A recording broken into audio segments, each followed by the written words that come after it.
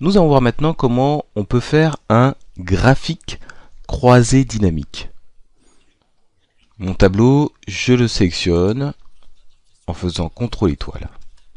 Ensuite, dans Insérer, vous avez dans Excel 2016, à ce niveau-là, graphique croisé dynamique. Et là, vous pouvez faire graphique et tableau croisé dynamique.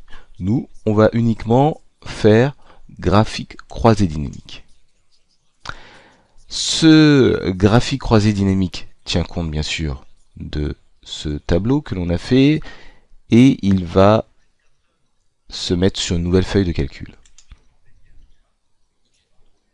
Et là, vous pouvez créer votre graphique croisé dynamique de la même manière que en fait on fait un tableau croisé dynamique.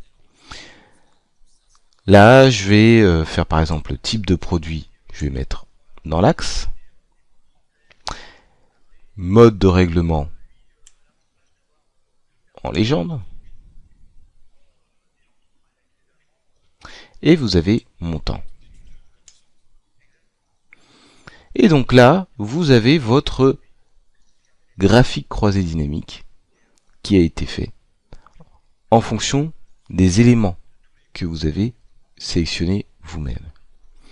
Maintenant, ce graphique peut être modifiable, déjà ne serait-ce que de l'agrandir pour que ce soit plus visible. Et vous avez des outils dans Création qui vous permet de personnaliser votre graphique.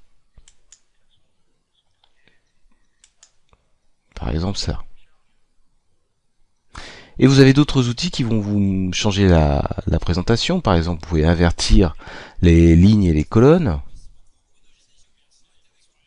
Et bien sûr, cette opération est irréversible. Vous pouvez également, dans l'onglet Format, ajouter des formes, changer, ou en tout cas personnaliser vous-même les contours, ou même le remplissage. Par exemple, ici, je vais faire quelque chose de très horrible pour que vous puissiez voir jusqu'où vous pouvez aller. Je reviens en arrière. Et en fait, vous bénéficiez de tous les outils qui existent dans un graphique classique. Vous avez en plus d'autres outils qui vont vous permettre, par exemple ici je vais dans type de produit, vous avez des outils qui vont vous permettre de filtrer. Par exemple, je vais juste sélectionner deux valeurs. Et donc votre tableau va tenir compte de cela. Donc vous avez par exemple électroménager, vous avez les différents modes de règlement, et là encore vous pouvez faire un filtre pour avoir par exemple que ce que vous avez en carte bleue.